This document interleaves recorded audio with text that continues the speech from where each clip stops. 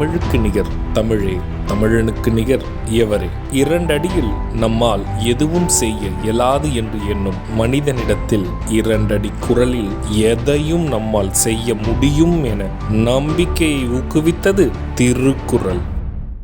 வணக்கம் குழந்தைகளே. வணக்கம் பகலவன் ஐயா.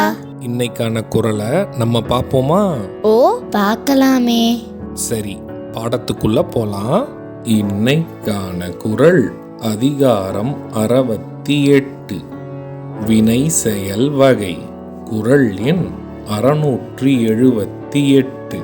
வினையால் வினையாக்கிக் கோடல் நடைகவுள், யானையால் யானையா தற்று.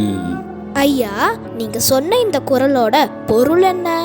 இதுக்கான பொருள், ஒன்றை செய்யும் போதே அதனோடு தொடர்புடைய காரியங்களை செய்து முடித்துக் கொள்வது, ஒரு யானையை கொண்டு பழகாத இன்னொரு யானையை பிடிப்பது போன்றதாகும். இதுக்கு ஒரு உதாரணம் சொல்லுங்களேன்.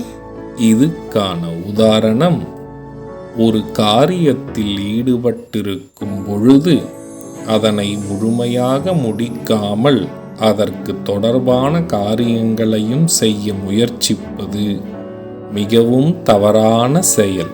நான் சொன்னது உங்களுக்கு புரிஞ்சுதா தீரன், இலக்கியா?